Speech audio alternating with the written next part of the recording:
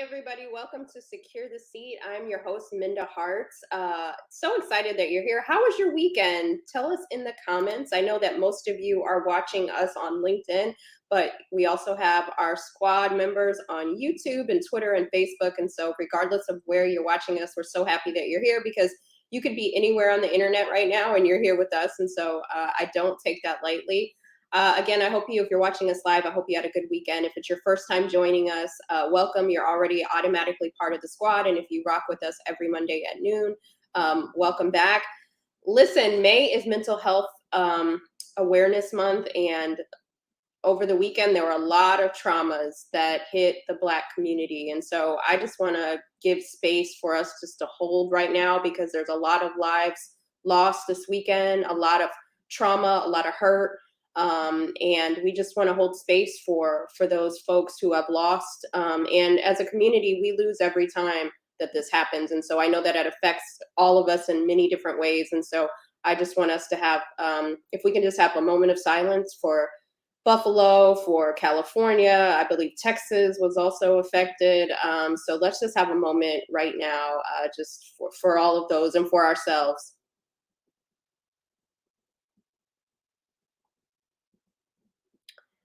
Yes. It's so important that we protect our peace. And so I don't know what this week will look like for you, but I hope that you find joy no matter what, that you will protect your peace. If there's conversations that people are bringing up at work that don't feel comfortable, that that you don't want to engage in this week, give yourself space, give yourself grace to have those conversations and draw boundaries this week to protect your mental health because we can't win if we're not right within, right? And so we have to protect our own and put our own oxygen mask on first. And so make sure that you put yourself in spaces and surround yourself with people. If there's even people who are sending you group text messages talking about certain things that are making you feel uncomfortable, create those boundaries for you, for yourself, for your family, so that you can protect your mental health. And so today, I'm really excited about our conversation. We have a phenomenal guest today, Portia Mount. She is an executive. She is a 2 times TEDx speaker. She is a podcaster. She's an author. She's a mother. She sits at a lot of different intersections. And I've had the pleasure of working with her and being on her podcast. And she's invited me to speak at Trane Technologies. And that was such a great experience. And so I know that she has a lot of experience in the diversity, equity, and belonging field. And I wanted us to talk about employee resource groups. And I think it's actually a really great time for us to talk about this, even though we had planned this conversation a while back. But I think that when we have situations that happen in our country, like the ones that happened over the weekend, the safe space could be the employee resource group, right? Where you don't feel like you have a space to talk and vent and just be heard. And I believe that if done right, and today we're talking about those pluses and pitfalls of where that can be a safe space for you to land. And so without further ado, we're going to bring Portia to the stage. Hi, Portia. Hi, Minda. Thanks for having me. How are you this morning? I am doing well. I appreciate your comments about the weekend because it's a lot to process. Frankly, I'm still processing so much myself. So I'm grateful for the space, and I agree. It is actually very timely. We're talking about employee resource groups, and even just this morning, a bunch of emails coming in from other ERG leaders. So here we are again, and we have to find our way through supporting each other and creating space for one another to grieve and to process and to also, if we can, look forward. Absolutely. And so I'm glad that I believe it was a divine connection for us to have this conversation today. And for those who are thinking about joining employee resource groups, or maybe your company doesn't have one, we're going to talk about some of those things today. So Portia, for those who may not be familiar with your work, tell everybody a little bit more about you. Yeah, so I won't repeat my bio, and people should definitely look me up on LinkedIn, but I am a career marketer and brand strategist and leader. And more recently, I've really started to focus in on helping to transform businesses through marketing. And a big piece of work, what I do though as a leader, is also getting very much involved in talent development. And so I am the leader of our women's employee network. We call it WEN. We are 800 global women. I am actually the global co-chair. I've been doing that since the last year, and it's been a really interesting experience. That I'll share everything that I've learned and dive into that. You mentioned a podcaster. I'm super passionate about women's issues and particularly supporting Black and brown and women of color. I think there are, and you have written all about this so eloquently, too few spaces for us, Minda. And so part of what I've tried to do in my own small way, is to make space, because coming up in my career, there were so few women who looked like me and who didn't make that space. So that's part of my mission now, is to do that. Well, we are going to drop all of your contact information in the chat so people can follow you here on LinkedIn, but also on Instagram and Twitter. And you have really great content, so I hope people will do that. And also, you are an author, so I hope people will pick up your book as well. But Portia, let's kind of level set. For those who, we're in the space a lot, so we throw around ERG, business resource groups, all the things. But for those who might not have them, because I spent 15 years of my former life and my companies that I worked at never had employee resource group. So let's talk about what is an employee resource group or a business resource group, and how have you seen them be supportive for women of color in the workplace? Yeah, that's a really great question, Minda. And I will say that coming up through my career, I sort of feel like I'm an old head now. There weren't a lot of employee resource groups in my corporate career. So just to level set, and you use two terms that sometimes are used interchangeably: employee resource group or business resource group. And essentially they are groups of employees and they're usually around affiliation. It could be gender, could be race, ethnicity, ability, also veteran status. At Trane Technologies, we have 8 employee resource groups. They are volunteer led. And volunteer operated. We'll talk about that, I know. And they are designed to do a few things. So one is to create a sense of community. And that's particularly important when you are in really large organizations, really large companies, but even small companies have employee resource groups. They also exist to inform policy and practice, and also even the business of the business. The best ones do that. Your point around business resource group, I think there's an interesting evolution. I think in the old days, employee resource groups came together, let's say the women's employee resource group or the Black employee resource group, and they might celebrate a history month, like Black History or Women's History, or Hispanic History Month. And more though, these groups are getting super active in championing really important causes. So, for example, getting more people at the seat at the table, more people of color at the seat of the table, career development, maybe even new business development. And so business resource group, I think and we talk about this a lot in Trane Technologies, is really thinking about how groups like ours can directly impact the company and drive change. And I think that's an interesting evolution that's happened. It's not everywhere yet, but I think the more progressive ERGs are trying to be very intentional about having an impact on driving the company and being connected to the company strategy.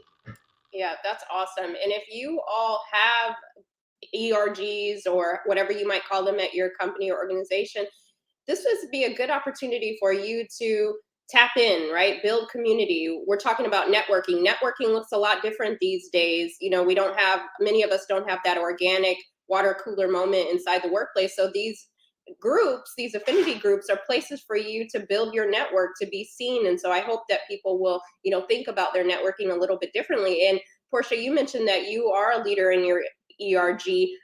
You've seen a lot, implemented a lot, I'm sure. What are a couple of pros and cons of having an ERG? So for those who are thinking about, man, maybe we need one at our place, some things you can think about and consider. Yeah, so let's talk about the pros first. And I will tell you, as I said, coming up in my career, we did not have ERGs. And frankly, Minda, I don't know that I would have joined one earlier in my career because I was I was one of the onlys. And pretty much been one of the only Black women in my, in my company or in my, in my particular division. And I was always very leery of being like the Black face of anything, And I'm going to elaborate on that in a moment. And so when I was asked to co-lead the Women's Employee Network, I was very thoughtful and strategic about it because I wanted to make sure, and in this case, Trane Technologies does, I wanted to make sure the company really backed up its, as opposed to just using employees to sort of market itself, that there were policies that we had, there were hiring practices, that the company's values and the way they were aligned internally and externally was a fit for me, because I didn't want to just be someone who was a face on a website and out speaking for the company. So I think one pro of being in an ERG, and I don't think you have to lead one, is you do get a voice. I think you get a voice for what's happening in the company. Your point around the network, especially if you're in a really large company, one of the fastest ways you can sort of build that network is to get involved in an ERG.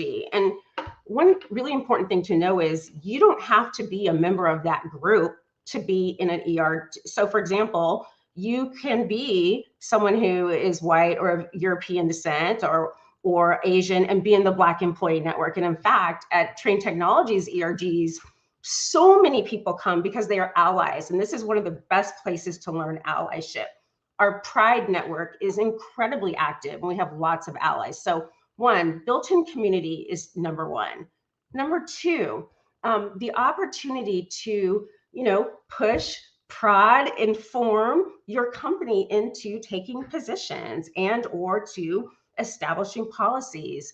The best companies are listening to its employees, and you as a member of your ERG, and the power of not just your ERG, but all the ERGs together rallying around a particular issue is incredibly powerful.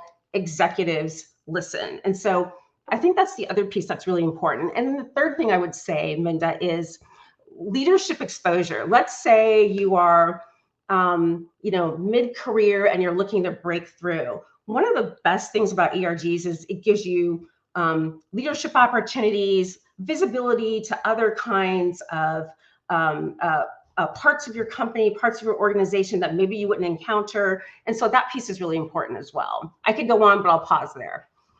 You made so many great points. I got my tambourine out because two things I wanted to touch on is you said allyship, which I think is really great. And I know that, a lot of what we talk about here on Secure the Seat is amplifying women of color in the workplace. But then also we do have other viewers that watch the show. And if you see yourself as an ally, this is a great opportunity for you to go to another group that you may not identify with, but you want to be supportive. You want to know what their pain points are, what they're celebrating, how to show up. Instead of burdening that group with asking all the questions, go hear what they're talking about, And then also, I want to lean into this idea of us being allies as well. You mentioned next month, Pride Month. This is an opportunity. If you have colleagues who identify as LGBTQIA, this is an opportunity for you to maybe show up to an event or support and let them know that they have a safe space with you, or you're learning about some of the things that are going on. And so whatever the case right now is, was it AAPI month, right? Asian heritage. And so show up and go to some of those events and be there for your colleagues. And so these are other opportunities for you to, cross-pollinate, if you will, and get a chance to meet some of your colleagues. I love it. That's awesome. I see that people are enjoying the conversation and people are resonating with your comment, Portia, about not wanting to kind of be the token or being the only one. And I'll be honest, even though I didn't have employee resource groups in my time in my former life, I don't know that I would have gone either. So, but now I know the benefits of it, during the whole George Floyd, Breonna Taylor, Ahmaud Arbery during 2020, a lot of ERGs brought me in to have these conversations. And I was so happy that our colleagues, our peers had spaces to go to have these conversations. Whereas, back in the day, we just had to suffer in silence. There was no space to be able to talk about those things. And so, maybe, Portia, just because of everything that's been going on in the last, 72 hours, how have you seen ERGs be supportive during some of these like really critical times in our history right now? And Yeah. abortion rights, for women, just all these Mhm. things going on. So I'm just curious how you're seeing that. Yeah, and it's, and I think, look, the events of the weekend are way too fresh, I think, for us to see what's really going to happen here. And I have, and then of course, we're seeing what's happening on women's rights, and which is disproportionately going to impact Black and brown and other women of color. And so, we'll have to sort of, address that. I think one of the best things that I am seeing is the ERGs mobilize pretty quickly, but it's in very gentle, thoughtful ways. So let me give you an example of just something I just saw this morning, which is just, our diversity and inclusion team and reaching out to our heads of ERGs. And it was the most, I won't share all the details because it's confidential, but the most thoughtful note of, let's hold space for each other. How do you want to, like, really asking the ERGs what we needed? And I can tell you already, people will start to pull small groups together if that's what they feel like doing. Year before last, when George Floyd was murdered on video, a number of us, I sent out just kind of an email to sort of a list of people and said, listen, we're going to come together on this date and time. If you want to join, you are most welcome. You do not have to be a part of this, but just to create space, because the worst thing that can happen is these events that really are re-traumatizing for so many of us happen, and then you're expected to talk about top line margin expansion. Do you know what I mean? Like we've been all look at our phones, we're watching the news, and it's happening over and over. And then to make that mental switch to, let me talk about sales, or let me talk about the latest marketing strategy. And so knowing that, look, we're all professionals, but we also are human beings. We don't stop being feeling human beings who, especially, like, as I said, get re-traumatized. And so holding space, it doesn't have to be fancy. And I think for those members, people who are, maybe you're not in the ERG, but you want to get involved, the easiest thing to say is, hey, what can I do? How can I support you? And I'm hearing that from across the company, and that makes a difference. Do not discount how important it is to say, I'm here for you. I don't have the words, but I want you to know that I'm here to support you. And Yeah. I'd love to hear and see in the chat what other people are seeing in their ERGs if they have them. Yeah, absolutely. Listen, all of you, whether you're watching us live or you're going to watch the replay, leave it in the chat. The chat is still available for you to leave in what you've seen, some of the pluses and pitfalls, and how ERGs have been supportive of your growth and your mental health. Because I've also seen, something you mentioned, Portia, was ERGs rallying together. Like oftentimes I have multiple ERGs approach me and say, hey, even though we're AAPI, or we're Pride, or we're Black, or we're women's ERG, or veterans, mothers, we all want to have this conversation because your issues affect us, right? Your issues we need to know about. And so again, this is an opportunity for all ERGs to come together and be supportive. And something else I wanted to talk to you about, it's not just a place for pizza and conversation or rehashing trauma, but it also can be really great amplification of your seat at the table, climbing that ladder a little bit more. How have you seen executives utilize ERGs to help advance women of color into more senior roles? So this is the best part, Minda, and I think I think the story is early here, and so I'll speak to Trane Technologies, and I was really surprised and delighted by how serious the company was taking advancing women, Black leaders, and leaders of color. And so, so one is, Many companies, ours included, have signed on to the 110 Coalition, and which is about getting more Black leaders into salaried positions. Paradigm for Parity, which is about having gender parity by the year 2030. There's a number of different of these sort of initiatives that in particular big companies sign on to. Typically what's happened, and I work in industrial manufacturing, climate technology, and moving more towards like a software company. And so we've traditionally been very white male company. That is changing gradually, especially as, not just from our work, but the work of other companies like ours. And so the thing that I've seen that's been really good is the company really working closely with the ERGs to say, and through talent acquisition, as well as our business leaders, because let's just be really clear about this. If your business leaders are not involved, then you're just having a good time together or at your support group. Nothing wrong with that. But if you want to advance an agenda, like getting more people seats at the table, you need to have your executive leaders connected. And so in the case of all of our ERGs, we have a executive team level sponsor, and that person doesn't just put their name and show up and wave at an event. They get very involved.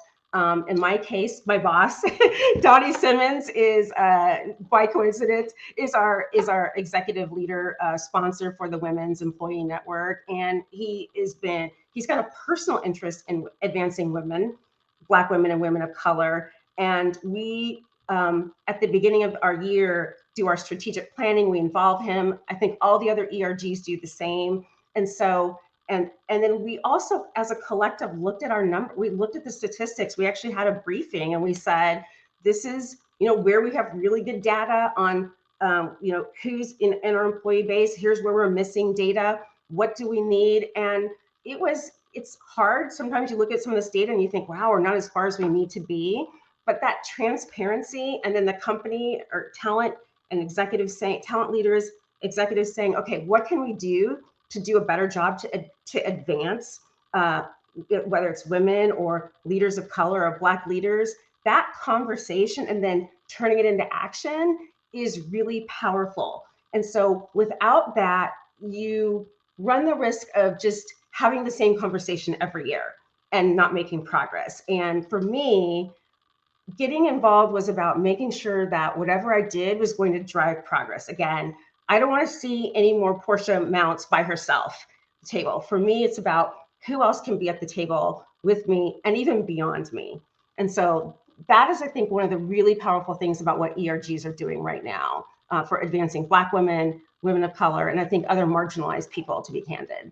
Yeah, absolutely. Thank you for sharing that, because I think it's really important. Like you said, it can be yes and yes, we need this support group, but also we want to make sure that we have the ear of those who are in the C-suite, right? So having an executive who says, "You know what, this is a priority to me. I know what Portia and the rest of the, my colleagues are talking about," so when something happens in a meeting, they're like, "Yeah, well, what about the Black women? What about, this situation?" And I really think it's important for our executives to make sure. So if you are an executive, this is a great opportunity for you to also play a role in making sure that it's not just a place for pizza and conversation, but we're actually moving people forward too, because that's part of our psychological safety, making sure that we have our voices heard and seen, and not just a place where we're putting people off to to the pasture, and that's just where we place them because that's the good thing to do. And so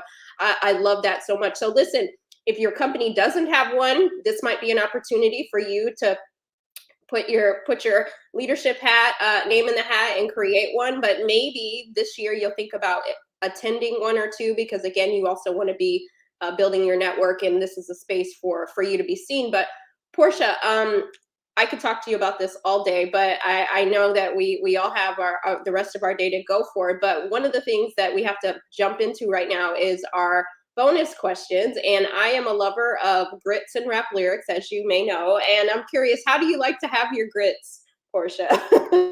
Oh my gosh. Okay. Nobody put me on blast in the comments. So grits. So first of all, I'm born and raised in California. So I grew up eating grits with butter, salt, and pepper. No sugar, people. I do not do sugar in my grits. And then I moved to the South, and I'm here in North Carolina, and I discovered the wonders of just same grits, but with pimento cheese. And I have to tell you, it sounds like a strange combo, Minda, but it is so delicious. So shrimp and grits is one of my favorite dishes, and I will go to my grave just extolling the virtues of pimento cheese in grits. I love that. My heart like dropped for a second because I'm like, oh, is she gonna say sugar? So No. We don't do sugar. Like sugar does not belong in grits. Nobody at me. when it's my time to leave this earth, which I hope is like 100 years, make sure you have some salt inside by the side of me and a stick of butter because salt, pepper, butter. That's all you need. Keep it old school. But to be clear, I don't want any of those things to take me out early. But that's how I like it. In moderation. Moderation. But yeah, oh, that sounds so good right now. And I haven't had breakfast, so grits with salt and butter. I have not had it with the cheese, so maybe one day I'll get to that. But I love that. And with a good bowl of grits, however you like to have them, preferably the way that me and Portia like to eat them. But what is one rap lyric that's one of your favorites and why? Oh my gosh. So I know that my 12-year-old is in school. He was like, Mom, please do not tell me you're going to rap on LinkedIn. I'm not going to rap for you. I promise. But so I'm more of an old school person. But I went back and I looked at my playlist. Like, what am I playing all the time when I'm working out? And so I have Jay-Z's 99 Problems. I'm not going to rap the lyric, Minda. I'm sorry. I just don't have your level of flow. But my favorite lyric is when he's pulled over by the police officer, and the police officer says, "Do you know what I pulled you over for?" He says, "Sir, I don't know, because I'm black and I'm young and my hat's real low." And he said, "What I was doing 55 and a 54." And why do I love this lyric so much? Because then the police officer says, can I search your trunk? And he says, "I don't know the law, I know a little bit, but I know you're not going to illegally search my fill in the blank." And I thought, this is the life that we lead as Black people, right? There's something about that. It's on heavy rotation all the time, but I love 99 Problems. I know you're a Drake fan, Minda, so I'm going to have to throw out the motto there too. Love that, but yes, it would be 99 Problems all day. Rick Rubin produced. I love Jay too, and that's a great lyric, and I think it is really indicative of and representative of, unfortunately, how we kind of have to move around the life we lead this world. But the upside of that is knowing our rights, knowing what we yes. stand for or not. It's funny when you say that. Last week I had my apartment complex. They were like, well, Minda, you're taking up 2 parking spaces.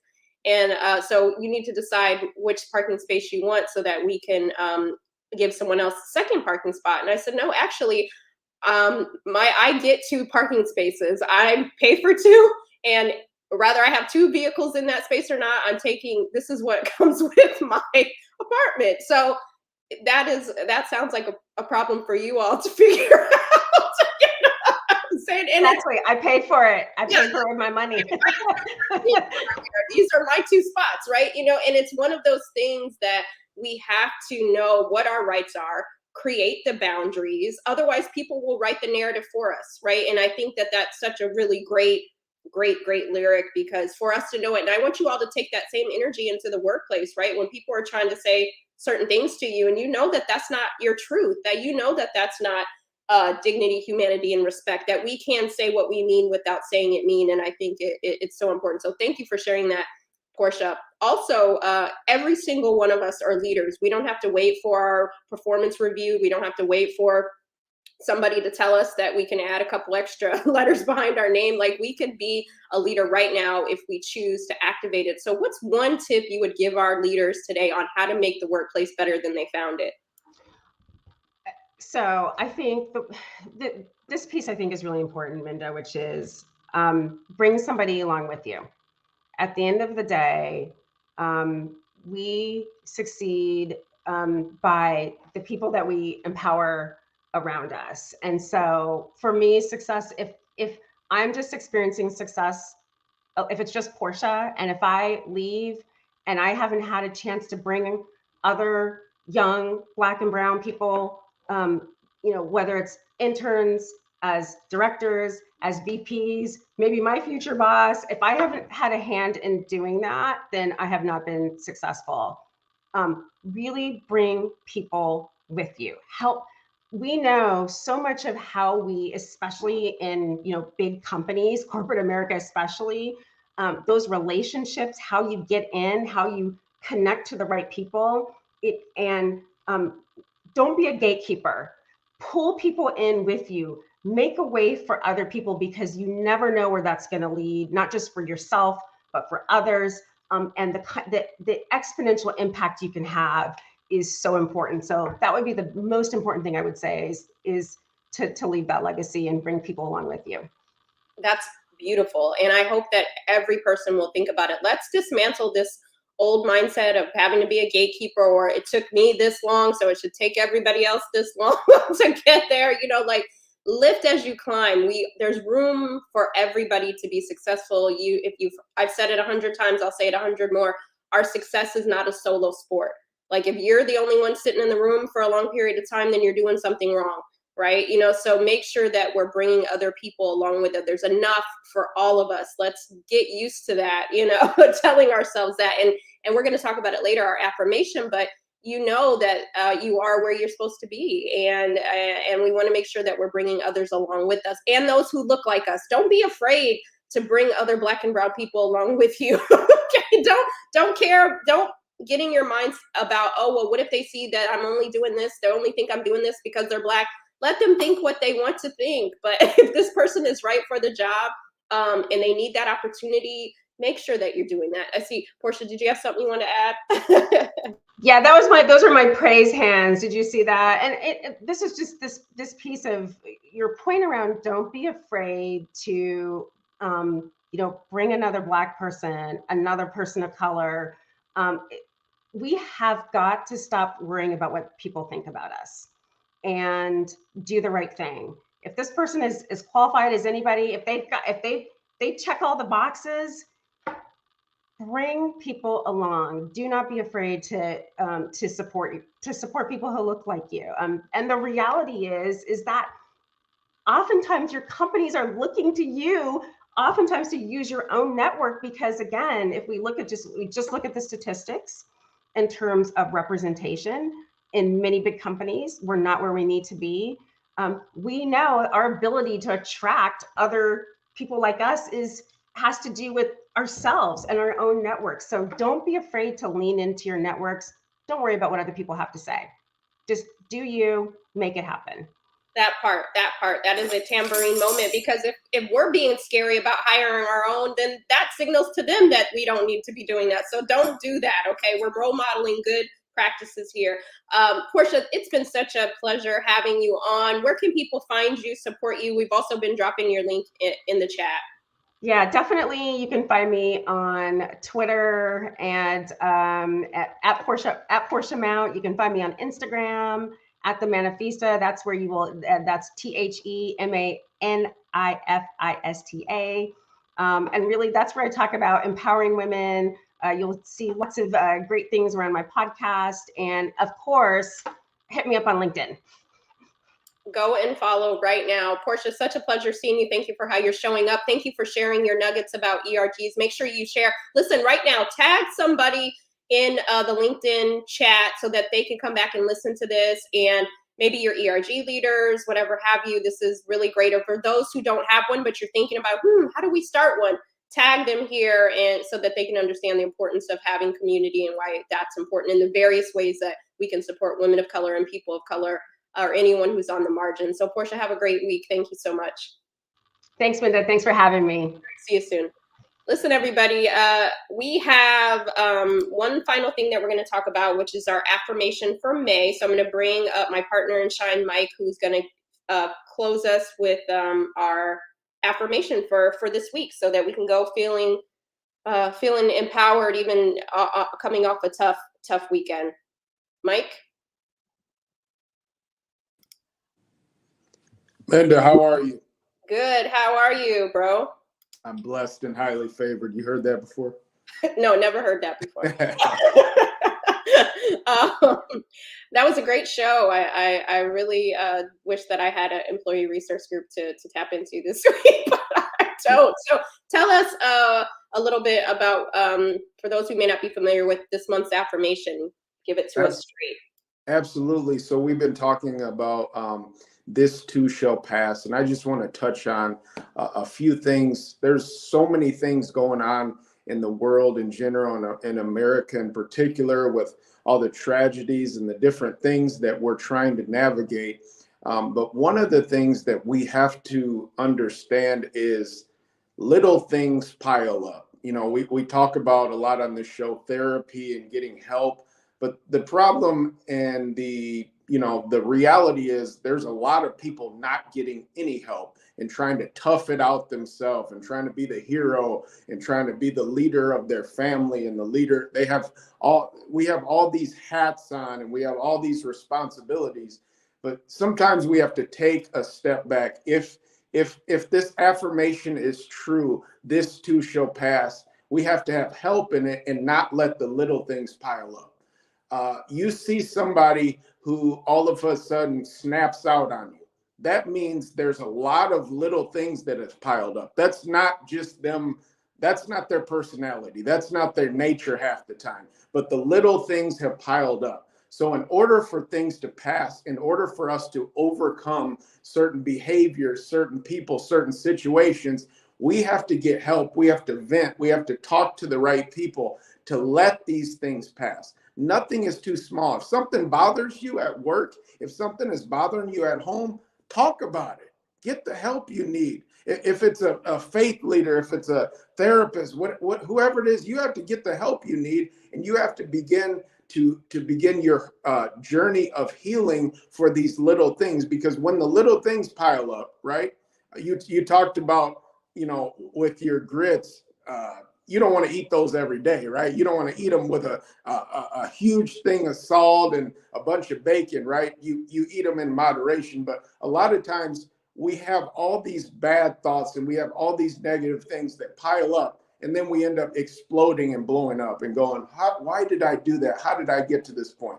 Well, if we're talking about this too shall pass, stop, take inventory of your life and see what you can do to get back in a mentally healthy space. Yes, this too shall pass, but make sure you reach out to trusted people. Thank you, Minda. Yeah, that was great, Mike. Listen, it can pass if you have the right tools that you need, right? To be right within, to be mentally stable. One of the things I talk about in my book, Right Within, is mental hygiene. Yes. Things are not going to pass if you don't have the right mental stamina, if you don't have the right people around you, if you're not showing up to places and spaces and listening to podcasts like Portia's, to make sure that you have that support, because some of us don't have the ERG, some of us don't have a community, some of us live alone. And so making sure that you have the support that you need, that you don't have to suffer in silence. And I hope that Secure the Seat every Monday or during the week when you watch it, that you find that sense of community, because we're always here for you. And we're just thankful that you all tune in and join us each and every week. And it's such a pleasure. The last thing that I want to say before we go into our work days and finish out our work days is You Are More Than Magic is my young adult book. It's out right now. It's graduation season. I know all of you know somebody who could benefit from having this book. It's just I'm I don't even have the words to tell you all, but it fills me up, because I've been hearing from a lot of young adults after they're reading this book, and it's really, they just feel seen in ways that they hadn't feel seen. And we all know as adults, being in our 30s, 40s, 50s, 60s and above, how sometimes we don't feel seen. And as a teenager, all of the new emotions that you're experiencing as a preteen, as a teen, life is already difficult, right? Because you have all these new experiences. And then to add race or gender or class on top of it can be a little suffocating. And so make sure that we also give them the tools they need so that they can also say, this too shall pass, right? We don't want them to be, you know, suffering in silence either. We want to have our tools and be there to support them on their journey to their best selves and their healthiest selves, right? Because think about if we would have had healthy mindsets and tools when we were teenagers, how much more amazing we would be as adults today. And some of us, we're now finding our tools now, better late than never, right? but we want to make sure that they have them early on. So make sure you tag somebody and give them this fuel, as my brother Stephen Hart says, give them this mission fuel so that they can have something to hold on to for the week, a soft place to land. And so thank you all for showing up. We'll see you next Monday at noon, and keep securing your seat. Thank you, Minda.